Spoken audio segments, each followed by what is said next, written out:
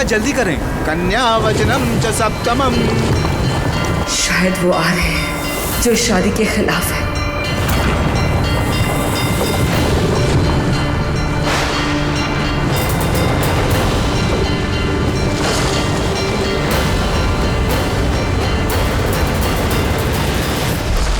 इस आखिरी फेरे के साथ मैं तुम्हें वचन देती हूँ केशव कि तुम पर आने वाली हर मुसीबत तुमसे पहले मेरा सामना करेगी। तुम्हारी खातिर मैं हर उस अपने से लड़ूंगी जो हमारे साथ होने के सपने को तोड़ना चाहता हो, और मैं उसे कभी माफ नहीं करूंगी। मैं लड़ूंगी उससे।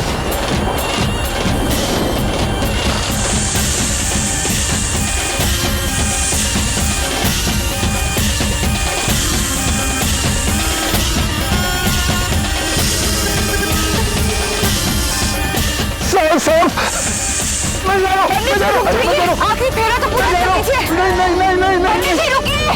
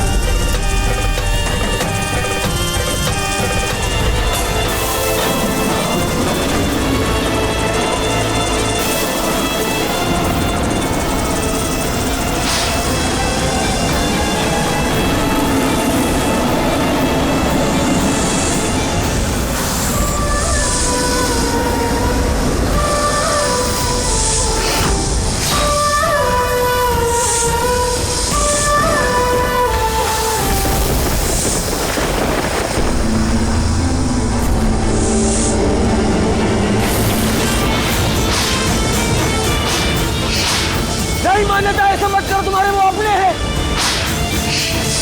तुम्हारे माँ बाप ऐसा मत करो मान्यता।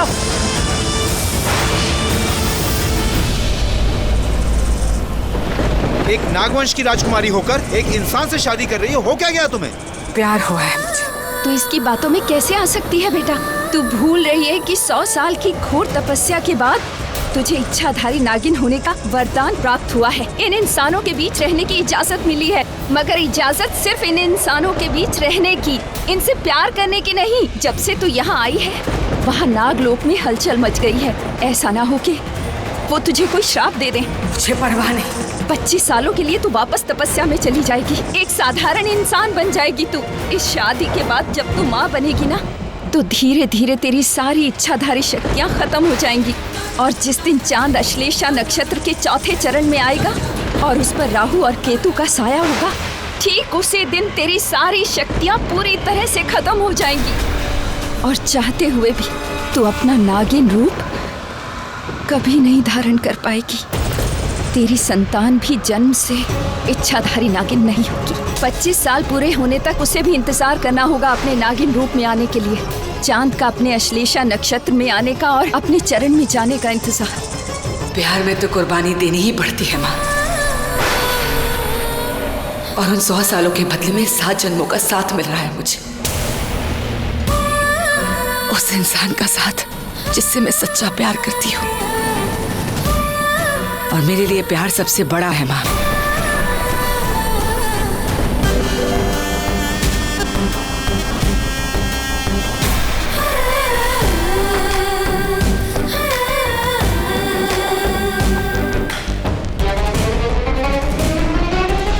एक नागिन और एक इंसान की शादी का बंधन इस दुनिया के लिए सबसे कहर वाला बंधन होता है। देखिए, मैंने हमारे नागलोक का मान रखा है। अगर मैं चाहती ना तो उस लाल टेकरी के मंदिर में भी शादी कर सकती थी, लेकिन मुझे पता है वो मंदिर हमारे लिए क्या मायने रखता है। उसकी बाहर जो मूर्तियां हैं वो... खबरदार, जो तूने उन लोगों और हमारे शिव मंदिर के बारे में इसके सामने कुछ कहा तो नागलोक की परंपरा तोड़ी है तूने। तेरी संतान होने के बाद जिस दिन जिस पहर तुझ पर अश्लेषा नक्षत्र का कहर टूटेगा ना, उसी वक्त तेरी सारी इच्छाधारी शक्तियाँ नाश हो जाएंगी, खत्म हो जाएंगी। तू रोएगी, चिल्लाएगी, भोलेनाथ के आगे गिड़गिड़ाएगी, लेकिन तब भी हम जैसी नहीं बन पाएगी। उस दिन भोलेनाथ भी तेरी नहीं सुनेंगे।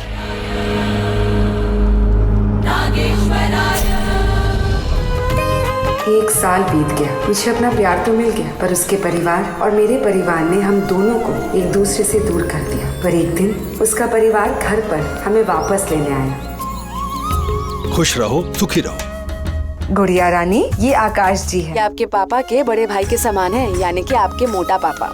बड़े होके आप भी इन्हें मोटा पापा ही कहना। अच्छा केशव। हाँ जी। हम लोग चले। मैं तो तुम्हारे घर का छोटा सा मुलाजिम हूँ और बाकी घर वाले घर पर तैयारी कर रहे हैं तुम्हारे स्वागत के लिए। मैं कभी सोच भी नहीं सकता था कि आकाश के परिवार वाले हमारे साथ ऐसा करेंगे। मुझे नाना भाई नाना भाई नाना भाई कह के बुलाते थे ये सब, मेरे परिवार के साथ है ये लोग, और आज यही लोग हमारे साथ हैं। ये फोन क्यों नहीं उठा रहे हैं? जरूर वहां कूलीगिरी कर रहे हैं। हाँ। हो गई धुलाई? किसकी धुलाई? धुलाई नहीं, धुलाई। केशव का सामान ढो रहे हो ना आप? नीचे रखिए, नौकर नहीं हो आप। सचमुच आप तक 20-20 खेलते ही रह जाओगे। कभी अपनी 20% पार्टनरशिप को 100% में नहीं बदल पाओगे, कभी नहीं। क्या बोला? मैं कह रही थी कि आपने मुझे जिस काम से इस घर में बुलाया, मैंने कर दिया। मैं बहुत खुश हूँ वृषाली, नाना भाई के बच्चे घर आ रहे हैं और वो भी अपनी बच्ची के साथ। पर हमें ये पता नहीं था कि आज हमारी जिंदगी बदलने वाली थी। अश्लेषा नक्षत्र वापस आने वाला था। अगर वो अपनी बेटी को घर ला रहे हैं तो ये आपके बेटे के लिए ही बहुत बुरा है। भाभी भाभी भाभी, आपका प्यारा देवर यहीं पर है, बताइए क्या हुक्म है?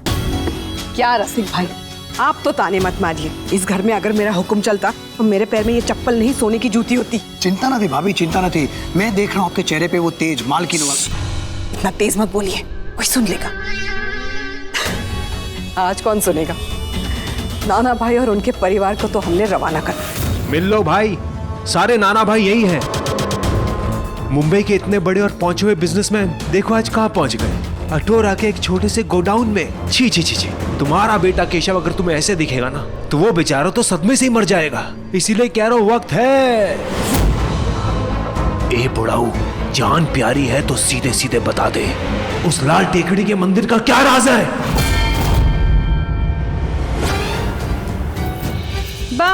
हाँ बेटा, दूध, इसमें ना केसर है। अच्छा। आपकी सेहत के लिए बहुत अच्छा है, नींद भी बड़ी अच्छी है की। हाँ, और नींद के साथ साथ आपको बुरे सपने भी नहीं आएंगे। वो तो मुझे आते ही नहीं। तेरी बीवी दिन भर घंटी जो बजाती है। हरे कृष्णा हरे कृष्णा हरे कृष्णा, जय श्री कृष्ण जय श्री कृष्णा जय श्री कृष्णा बात, जय श्री कृष्णा दीदी। ओ हे भगवान, मेरी लिली को कभी मेरे पति जैसा सिली मत बनाना।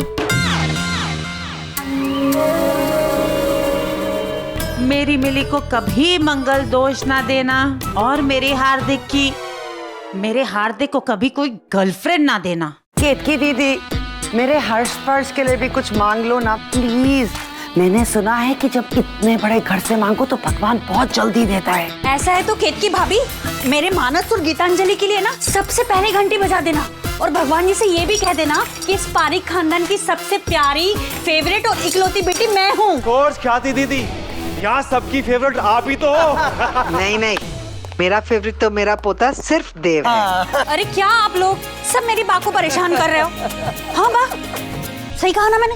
बा, आप जाके आराम कर लीजिए। केशव भाई आएंगे तो आपको ढेर सारी बातें करनी है ना। जय चलिए बा, जब सब आएंगे तो मैं आपको घड़ी देख के उठा दूंगी। अरे ये गाड़ी बंद कैसे हो गई? हटो, तुम स्टार्ट लो। अरे सर, स्टार्ट नहीं हो रही है। अरे कैसे होगी, इसका फ्यूज जो जला हुआ है। आकाश भाई, केशव, मैं जरा दूसरी गाड़ी का बंदोबस्त करके आता हूँ। ये गाड़ी नहीं चलेगी, शायद कोई किराए पर मिल जाए। यहाँ दूर दूर तक आपको कोई गाड़ी नहीं मिलेगी। हाँ भाई। साहब, ऊंट चलेगा? नहीं, मैं ऊंट का इंतजाम कर सकता हूँ। मान्यता को और बेबी को तकलीफ होगी। आकाश भाई, चलते हैं ना ऊँट में? वैसे भी गुड़िया को हवा लगेगी तो आराम ही मिलेगा। हाँ चलते हैं। ठीक है, तुम जाओ, ऊँट लेके आओ। जाओ, 3 ऊँट लेके आना। जी साहब। वो लोग स्टेशन पहुंच गए होंगे। हेलो, सब कुछ प्लानिंग के हिसाब से चल रहा है। आकाश जी बड़े ही भोले हैं। उनको लगता है कि यहाँ से सब लोग एक साथ निकलेंगे, लेकिन उनको ये नहीं पता कि मैं 3 की जगह 2 ही ऊंट लाने वाला हूँ। 4:55 होने को है, बस थोड़ी देर और। उसके बाद केशव और उसकी पत्नी सुनसान रेगिस्तान में बिल्कुल अकेले। वो सब ठीक है, लेकिन ध्यान रहे तुम्हारे ऊंट लाल टेकड़ी मंदिर के रास्ते से ही जाए, क्योंकि जो भी होना है वही होना है।